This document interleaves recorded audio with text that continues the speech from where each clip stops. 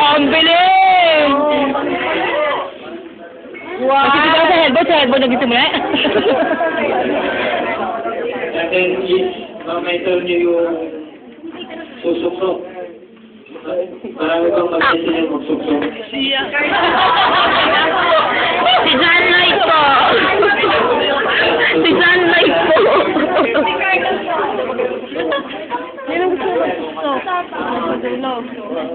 Susok lang, susok lang. Bakit po sinusok po? Iwasin yung para managyan sa ulit.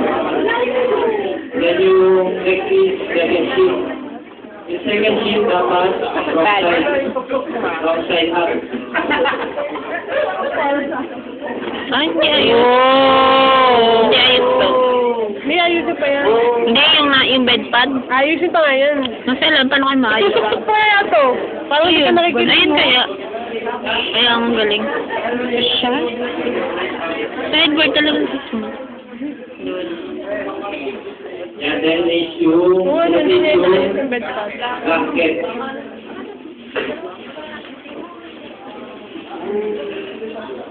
Kaya bali yung technique na ginagamit na housekeeping. Lalaki. So, depende sa inyo kung, kasi sa beginner, halos technique ka sa pag-determining.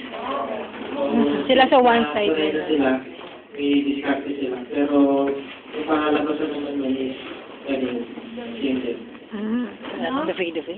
Kuyo. Thirdly,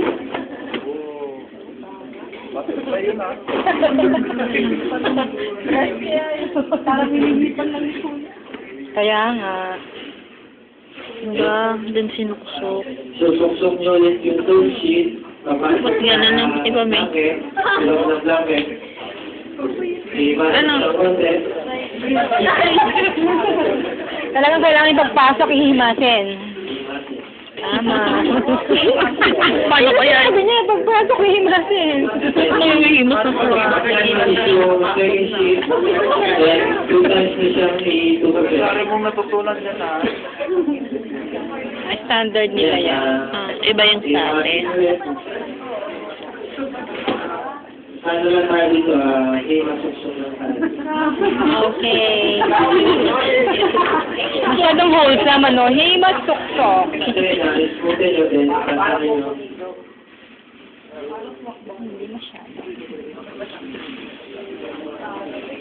Then, next kayo dito, Hey, masuksok.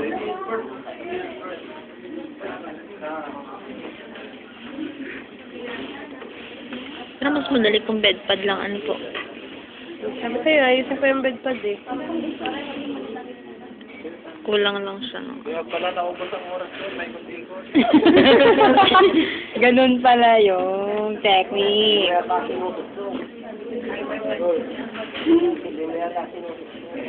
Lagi sa puno.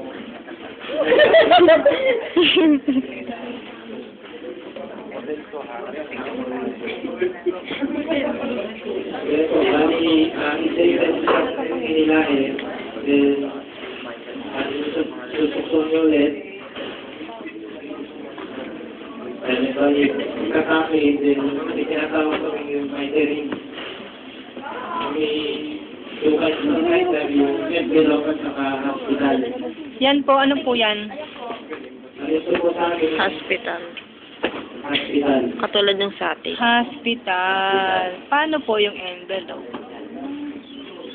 Straight na siya. So, yung envelope is 45 degrees.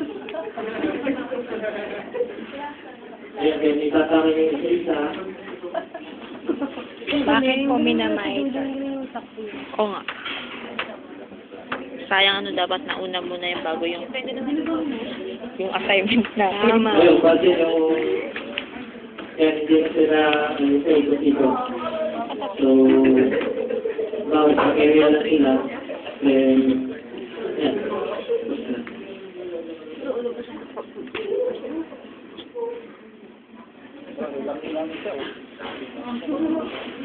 Para check na lang siya. 5 minutes.